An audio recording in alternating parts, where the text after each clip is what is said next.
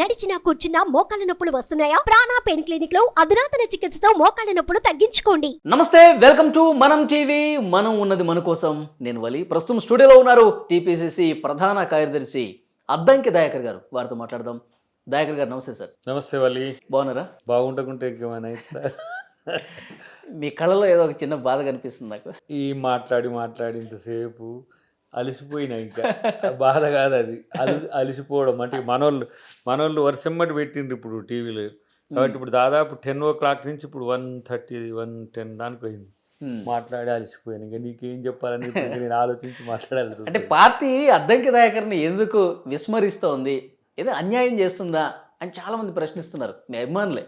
దీనికి పదే నేను చెప్పే ప్రధానమైనది ఏంటంటే, అత్యంత ప్రాధాన్యతమైనది కూడా రేపు రావచ్చు.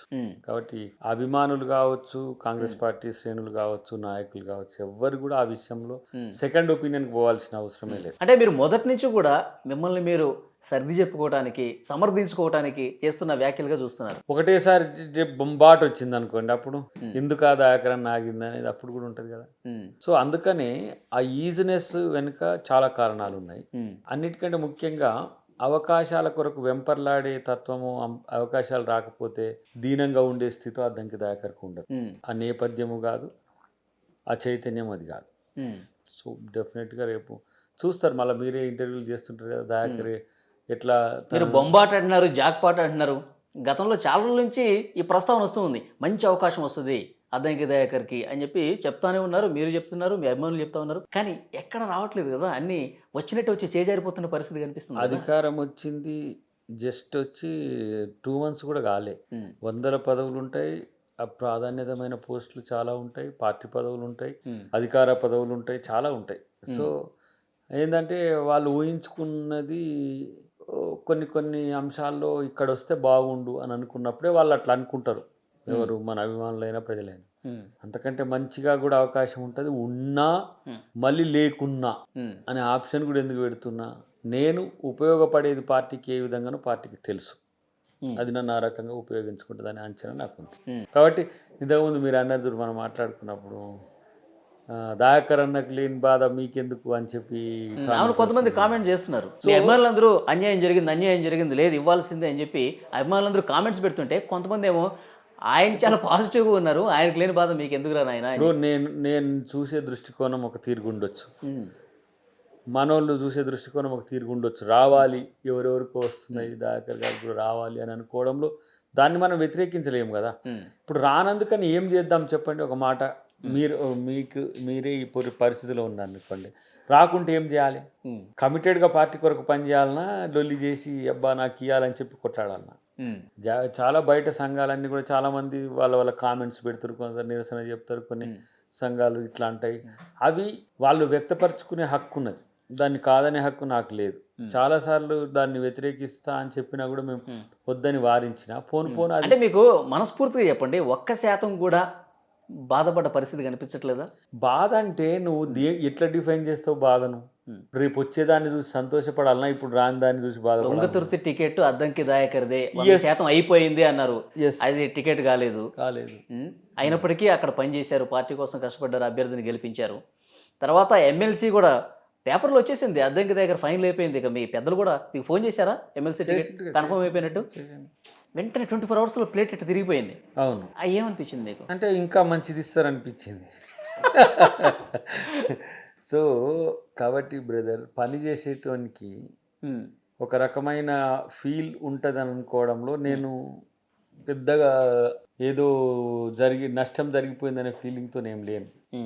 ఓకే. రెండవది, నేను ఆశయం కోసం పనిచేసే ఒక యోధునిలాగా ఉంటుంది తప్పితే ఆశల కొరకు తన యొక్క గుణాన్నో అంటే దానికి ఎక్కడో చోట ఎండ్ పడాలి కదా సార్. అయితే దేంతో ఎండ్ పడాలి? నన్ను సాటిస్ఫై చేసేది ఏ పదవి అని అనుకుంటున్నారు మీరే చెప్పాలి.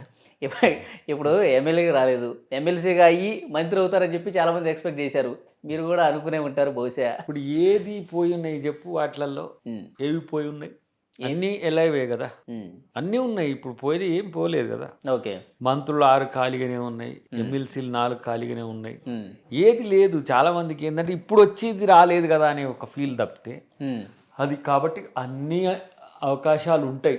కాబట్టి అలాంటి ఏమి ఇప్పుడు దీన్ని ఏమంటామంటే దాన్ని నెగిటివ్ థాట్స్తో ఉండడం వల్లనే, నెగిటివ్ ఆలోచనలు ఎక్కువ పెరగడం వల్లనే ఒక రకమైన చర్యలు ఉంటాయి. రేవంత్ రెడ్డి గారు హామీ ఇచ్చారు మీకు, అంటే ఎమ్మెల్యే టికెట్ లేని సందర్భంలో కూడా డెఫినెట్గా అవకాశం ఉంటుంది అని చెప్పారు. ఇప్పుడు వారు ఏమన్నారు, ఎమ్మెల్సీని చేయొచ్చు, మంత్రిని చేసి ఎమ్మెల్సీ చేయొచ్చు, రాజ్యసభ చేయొచ్చు, ఎంపీగా పంపించచ్చు అని. ఇవన్నీ ఉన్నాయి కదా ముందు, అవి లేకున్నా ఉన్నాయి కదా, అవి కాకుండా ఉన్నాయి కదా. ఇంకా అంటే రేవంత్ రెడ్డి గారు కూడా ఏవి చేయలేకపోతున్నారు అని ఒక చర్చ కూడా జరుగుతుంది వారి మైండ్లో. ఇంకా కొంచెం దానికంటే అందుకనే చేయాలనేది రేపు. అంటే మీరు రేవంత్ రెడ్డి గారి సైడ్ ఉన్నారు, రేవంత్ రెడ్డి గారు మంచి సపోర్ట్ చేస్తున్నారు మిమ్మల్ని, మీకు డెఫినెట్గా అవకాశం వస్తుందని చెప్పి ఉంది డెఫినెట్గా. కానీ రేవంత్ రెడ్డి గారు కూడా మీ విషయంలో సాయం చేయలేకపోతున్నారు. అదేం లేదు లేదా, అది ప్రతి జంక్చర్లో తను నా వెంట ఉంటాడు. అది నాకు ఆ నమ్మకం ఉంది. బట్ అట్లని చెప్పి ఆయన నాకేం సహకరించట్లేడని చెప్పి చేసే ప్రచారంలో ఏమంటాం నిజం లేదు. ఓకే, లేకపోతే ఎందుకు మీకు డిక్లరేషన్ వరకు వస్తుంది? నేనైతే అసలు మీ పేరు ప్రస్తావన లేకపోతే అసలు ఏ సమస్య ఉండేది కాదు. Yes, it true. మీరు అబ్జర్వ్ చేశారు కదా ఇది. అంటే వారు దాని మీద పుష్ చేసి, మీదన్న టికెట్ మీకు రాలేదు, మీ పేరు వచ్చి పెద్దలు ఫోన్ చేసి రెడీగా ఉండని చెప్పినా కానీ మీకు రాలేదు. నెక్స్ట్ వరంగల్ ఎంపీ అంటున్నారు, అప్పుడేమవుతుందో తెలీదు. కాబట్టి దాని గురించి ఎక్కువ ఆశపడకుండా ఆలోచనతో పని చేసుకుంటూ పోతే అవకాశం అదే వస్తుంది. అక్కడే సమాధానం ఉంది. ఇంకా ఎన్నాళ్ళు పని చేయాలి మీరు? ఎన్నో సంవత్సరాలుగా పార్టీ కోసం ఏమి అయితే ఏంటి, నష్టం ఏంటి? పని చేసేటోళ్ళు ఎంత నాకంటే ఎక్కువ పని చేసి అసలే అవకాశం రాని వాళ్ళని నేను ఎంతమందిలో కాంగ్రెస్ పార్టీ చూపించగలను. సో వాళ్ళతో పోలిస్తే అదేం పెద్ద సమస్య కాదు నాకు.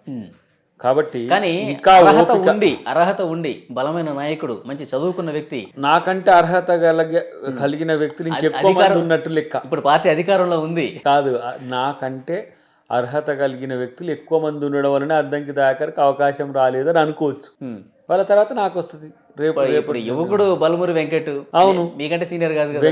వెంకట్ చాలా కష్టపడ్డాడు కదా, యువత నుంచి ఒక అవకాశం ఆయనకి ఇవ్వడంలో తప్పు పట్టట్లేదు, కానీ జస్ట్ ఉదాహరిస్తున్నా మీకు. సేమ్ ఇప్పుడు మహేష్ కుమార్ గౌడ్ గారు, ఇప్పుడు మీరు ఇచ్చిన వాటిల్లో ఒక్కరిని మీరు వేలెత్తి చూపియండి అర్హత లేని వాళ్ళకి వచ్చినాయి అనేది. కాబట్టి మన అర్హత అన్ని రకాల గారి అర్హతను ఎందుకు క్వశ్చన్ చేస్తున్నారని. దయాకర్ గారి అర్హత అన్నిటికి ఉన్నది. మీరు అన్న దాంట్లోనే మంత్రికి ఉన్నది, ఎమ్మెల్సీకి ఉన్నది, ఎంపీకి ఉన్నది, రాజ్యసభకు ఉన్నది, అన్ని క్రెడెన్షియల్స్ దయాకర్కి ఉన్నాయి. ఎక్కడైనా దయాకర్ వినియోగించారు. వరంగల్ ఎంపీనే ఎవరున్నారు సార్? ఎవరు మామూలుగా అది ట్రోల్ అవుతున్నది అంతే. ఇప్పుడు ఎమ్మెల్సీ పోయింది కాబట్టి ఎంపీ అట్లా వాళ్ళు అనేసుకుంటున్నారు, ట్రోల్ అవుతున్నది తప్పితే ఎక్కడేం ప్రామిస్ ఏం లేదు కదా. కాబట్టి అవన్నీ జరుగుతుంటాయి. నాకైతే సహజం నా మీద వచ్చే విమర్శలు కానీ, నాపై జరుగుతున్న ట్రోల్స్ కానీ, నా మీద జరుగుతున్న పాజిటివిటీ, ఇవన్నిటి కూడా నేను ఎంజాయ్ చేస్తూనే ఉంటాను. ఎందుకంటే అట్లీస్ట్ నేను ఎప్పుడు జనంలోనే ఉంటున్నా కదా. ఇప్పుడు ట్రెండింగ్ ఎందుకు? మీరు పార్టీ కోసం లాయల్టీగా పనిచేస్తున్నారు దయాకర్ గారు, కానీ పార్టీ మిమ్మల్ని ఎందుకు పట్టించుకోవటం లేదు? ఎందుకంటే మీరు గత ఎన్నికల్లో కూడా గెలిచి ఓడిపోయిన పరిస్థితి, మీరు ఒంటరిగా పోరాటం చేశారు, కోర్టుకు వెళ్ళారు. పార్టీ అంత బలంగా మీ వెంట ఉందా? పార్టీ వెంట లేకపోతే దయాకర్కి ఇంత రూపం లేదు కదా. పార్టీ అంత ప్రయారిటీ ఇవ్వడం వల్లనే కదా. మీకు టికెట్ ఇవ్వకపోతే మీరు గెలిచినా ఓడినా మీ చర్చే ఉండదు కదా. మీరు ఒకసారి టికెట్ ఇవ్వలేదు, ఎంత పెద్ద విమర్శలు చేస్తున్నారు మీడియా కానీ సమాజం కానీ. బట్ నేను ఎందుకు నాకు ఇవ్వలేదో నేను చెప్పిన. ఇప్పుడు కూడా ఎందుకు నన్ను ఎమ్మెల్సీ కాకుండా ఇంకో ప్రత్యామ్నాయం వైపు చూస్తుందనంటే నాకు బలమైన అర్హత ఉండే అంశం వైపు నన్ను డ్రైవ్ చేస్తుందని అనుకుంటా నేను. తప్పితే అర్హత లేని వాళ్ళ మీద చర్చే ఉండదు కదా. దయాకర్ దానికి ఉపయోగపడాలనుకుంటే చర్చ ఏముంటుంది? దయాకర్ని దేనికైనా వినియోగించుకోవాలనుకున్నప్పుడు మనది ఇంకా బలం కదా అది. సో అవకాశం 6 నెలల్లోపు, ఇప్పుడు మీరు 20 సంవత్సరాలు నేను ఆగగలిగింది 6 నెలల్లో, లేకపోతే సంవత్సరం ఆగడానికో లేకపోతే ఇంకేదో ఆగడానికి నాకేం ప్రాబ్లం లేదు. సంవత్సరంలో కాదు. నేనేమంటున్నా, 10 సంవత్సరాలు పోరాడినాం కాంగ్రెస్ పార్టీ, ఇలా అధికారం వచ్చింది, ఆ సంతోషం ఉన్నది. ముందుగా ఎవరైతే సీనియర్లు ఉన్నారో లేకపోతే ఎవరైతే ఎలిజిబిలిటీ క్రైటీరియా నాకంటే ముందున్న వాళ్ళందరూ అవకాశం పొందిండ్రు. నెక్స్ట్ లెవెల్లో నేనే కదా ఉండేది. రేపటి నాయకత్వంలో నేనే ప్రధానంగా ఉండే అవకాశం కూడా లేకపోలేదు కదా. ఇంకా మీరు మీడియా వాళ్ళు పెట్టారు పిసిసి కూడా అవకాశం ఉందని చెప్పి మిత్రులు ఎవరు ఏబిఎన్ మిత్రులు పెట్టినారు. దానికి అవకాశం ఉందన్నట్టు కదా ఒక పార్టీని నడిపించడానికి సానుకూలత. అంటే ముందు భవిష్యత్తు ఉందని చెప్పి ఇప్పుడు నిరుత్సాహపడకుండా ఏమన్నా మిమ్మల్ని సంతృప్తిపరిచే విధంగా ఇట్లా ప్రచారం చేస్తున్నారు అనుకుంటున్నారా? నేనేమంటున్నా, భవిష్యత్తులో నాకంటే అర్హత కలిగిన వ్యక్తులు నా ముందు వచ్చి ఇంకా అవకాశాలు తీసుకొని పోయినా నేనేమన్నా. అంటే మీరు ఎప్పటికీ ఇట్లా కాంప్రమైజ్ అయిపోయి పార్టీ పరంగా లాయల్టీ చేస్తారు, ఆయన ఫీల్ కాడలే, ఆయనకి ఇవ్వకపోయినా నడుస్తుంది, ఇలాంటి భావన రాదా? వలి ఇప్పుడు ఏం చేయమంటారో చెప్పాలని ఇప్పుడు మీరు ప్రశ్నలు అడిగేటోళ్ళే, నువ్వు ఇది చేస్తే నీకు వస్తుందంటే అది చేస్తా. కానీ ఇప్పుడు పార్టీ అనేది చాలా క్రూషియల్ జంక్షన్లో రేపు ఎంపీ అంటే పార్టీ లైన్ దాటాల్సిన అవసరం లేదు సార్, కానీ మీ డిమాండ్ కొంచెం అంటే కష్టపడే వ్యక్తిగా నేను చెప్తున్నాను. నేను ఏమంటున్నా, రేపు ఎంపీ ఎలక్షన్స్ ఉన్నాయి. దయాకర్ లాంటి ఏ నష్టం జరిగిందని ప్రజలు భావించినా పార్టీకి నష్టం జరగదు.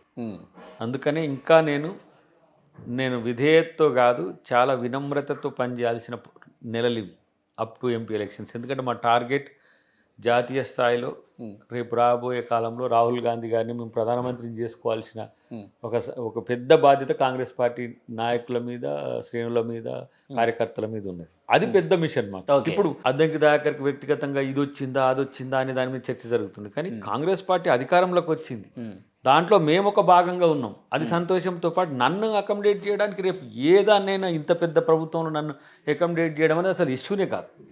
ఎట్ ద సేమ్ టైం నన్ను బేస్గా చేసుకొని రాష్ట్రంలో కాంగ్రెస్ పార్టీకో లేకపోతే మొత్తం కాంగ్రెస్ పార్టీకి నష్టం చేసి ఒక కుట్రలు కొంతమంది చేస్తారు. వాటి వలలో నేను పడను, పార్టీని పడనియను.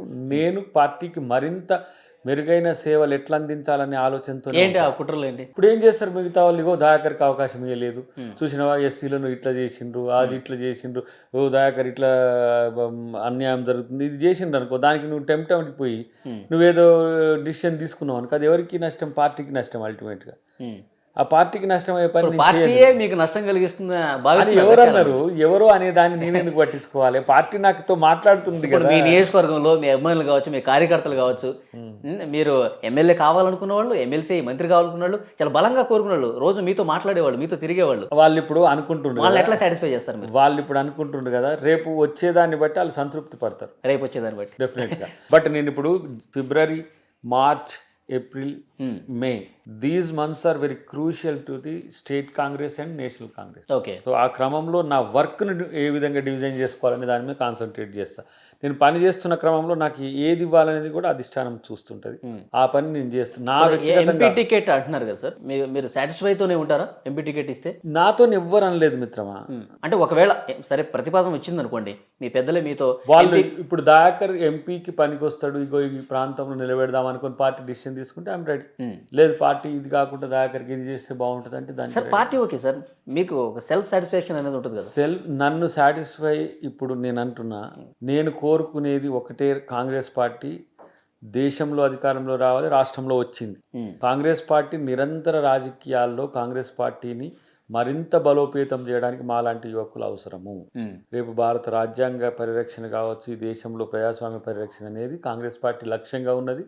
ఆ లక్ష్యంలో అద్దంకి దయాకర్ ఒక యోధునిగా ఉంటాడు తప్పితే ఈ పదవి నన్ను సాటిస్ఫై చేస్తుంది అనేది అయితే నాకేమి. సార్ స్ట్రైట్ గా ఒక ఆన్సర్ చెప్పండి, స్ట్రైట్ గా అడగండి. కుట్ర జరుగుతుందా లేదా? ఈ అన్ని పరిణామాల్ని మీరు గమనిస్తున్నారు, పరిశీలిస్తున్నారు. అనిపించిందా ఏమైనా అద్దంకి దయాకర్ మీద కుట్ర జరుగుతోందా? ఆయనకి పదవులు రాకుండా అడ్డుకుంటున్నారా ఎవరైనా? ఒకవేళ మీకు అనుమానం ఉందా అంటున్నా? నేనైతే అనుకోవట్లే, అస్సలు అనుకోవట్లే. అయితే దీన్ని అబద్ధంగా కూడా అనుకుంటారు చాలా మంది. వాళ్ళ అవకాశాలు పెంచుకోవడానికి కొంతమంది నాయకులు చేయడాన్ని నా మీద కుట్ర జరుగుతుందని అనుకోలేను. నా అవకాశాన్ని పెంచుకోవడానికి నేను అడ్వకసీని పెంచుకోవట్లేనేమో. నా వైపు అడగాల్సిన వాళ్ళను, నా వైపు కొట్లాడాల్సిన వాళ్ళను పెంచుకోవట్లేనేమో. వాళ్ళు అధికారం వచ్చినప్పుడు నా స్థాయిలో మీకు సపోర్ట్ చేసే వాళ్ళ సంఖ్య గురించి చెప్తున్నారు. అడ్వకసీ మీన్స్ నా గురించి దయాకర్కి చేస్తే మంచిదనే దాన్ని చెప్పడంలో నేను నష్టపోతున్నానేమో. కానీ అవతల వైపు నా సమానమైన స్థాయి ఉన్న వాళ్ళు వాళ్ళ యొక్క అడ్వకసీని పెంచుకోవడం ద్వారా సక్సెస్ అవుతున్నారేమో. బట్ నేను రెండు కూడా ఇప్పుడు ఎమ్మెల్యే ఒకటి, ఎమ్మెల్యేలో 2 times కంటెస్ట్ చేసిందే అది తుంగతుర్తి. దాన్ని ఆల్టర్ చేయడం పార్టీ భవిష్యత్తును దృష్ట్యా వాళ్ళు చేసిన ఒక చర్యగా నేను చూసిన. ఎమ్మెల్యేలు ఎమ్మెల్సీ నేను అడగాలి. మీన్స్ ఇప్పుడు నేను అడగని దాన్ని ఏమవుతుంది, మీరు ఎమ్మెల్యే ఎందుకంటే మీ నియోజకవర్గం కదా అది, ఎమ్మెల్యే ఎమ్మెల్సీ ఎమ్మెల్యే కూడా ఎమ్మెల్సీ. ఓకే, ఎమ్మెల్యే నేను ఎందుకు అడగలే, నేను అప్లై చేసిన కదా. అదే కదా.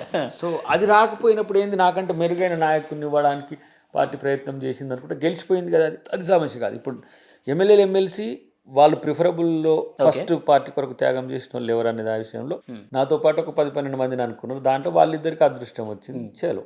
కానీ నేను దీనికి ఏం అంటే అద్దంకి దయాకర్ వెనకాల ఇది జరుగుతుంది, ఈ ప్లాన్ జరుగుతుంది, ఈ కుట్ర జరుగుతుంది, ఆయన అడ్డుకుంటున్నారు, ఇలాంటి అనుమానం ఏం లేదంటారు. అంటే నేను అడ్వకేట్ దీంట్లో కుట్ర అనే దానికంటే కూడా అడ్వకసీ అనేది నేను చూస్తా. నీకు ఇవ్వాలనే అంటే ఎవరు అడ్డుపడ్డా కానీ సపోర్ట్ చేసే వాళ్ళ సంఖ్య ఇవ్వాల్సిందే అని నీకే చెప్పే వాళ్ళ సంఖ్య. ఇవ్వాలనేది పాజిటివ్ పెంచుకోవాలి. అదే దీంట్లో జరిగేది. ఇప్పుడు నాకు ఇవ్వాలనే దాంట్లో ఎక్కువ మంది నాకు సహకరించే పరిస్థితి ఉంటే ఇమీడియట్గా నాకు ఎమ్మెల్యే కూడా ఏమి సమస్య రాకపో. కానీ నేనేం పైరవి లాగానో నాకు సపోర్ట్ ఒక టీం చేసి ఏదో ప్లానింగ్ కాంగ్రెస్ పార్టీలో లాబింగ్లు బాగుంటాయి కదా సార్. అది నాకు దగ్గరికి వెళ్ళటం, ఇక్కడ పెద్దలను నాకు అది పెద్దగా ల్యాబింగ్ ఎప్పుడు లేదు ఫ్రమ్ ది బిగినింగ్. అదేమన్నా నష్టం చేకూరుస్తుంటారా? అడగడు కదా ఆయన. మేబీ నష్టం చేకూర్చొచ్చు, నాకు ఇది మాత్రమే తెలుసు. ల్యాబింగ్ ఆయన పని చేసుకుంటా పోతాడు, ఏ పదవి అడగడు, మనం కూడా ఇవ్వాల్సిన అవసరం లేదు అనుకోనియండి, దానికి నేనేం చేయలేను. ఎందుకంటే నాకు తెలిసింది ఏంటంటే ఇప్పుడు పులికి గడ్డేస్తే తినదు. సో చిన్న చిన్న పదవులు కూడా నేను తీసుకున్నాను. దాకర్కు ల్యాబింగ్ లాంటివో పైరవిల్ లాంటివో ఇట్లాంటివి నడవవు. ఓకే, అవి చెయ్యను నేను. అవి చేయాల్సిన అవసరం నా జీవితంలో రాదు.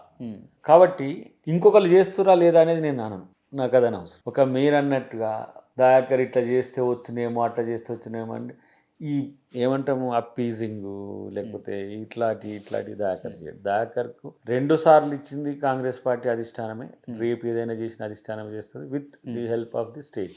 అద్దంకి దయాకర్ నోటి దురుసు వల్లే ఆయనకి పదవులు రావట్లేదు ఏమంటారు? నోటి దురుసున్న వాళ్ళకి ఎంతమందికి పదవులు వచ్చినాయి లెక్కే.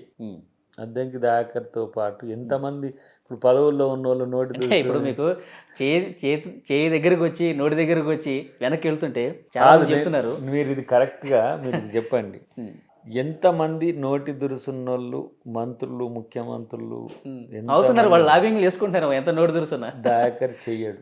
దాకర్ నోటి దురుసైన అహమైన ఆవేశమైన ఆగ్రహమైన అది ప్రజల కోసమే ఉంటుంది, నా వ్యక్తిగతంగా ఉండదు. సో వ్యక్తిగతంగా వాళ్ళు లాభపడేటోడు నోటి దురుస్తనం. అద్దంకి దయాకర్ గారు ముసుగులో గుద్దాట లేకుండా చెప్పు, స్ట్రైట్గా ఒక ప్రశ్న అడుగుతున్నాను.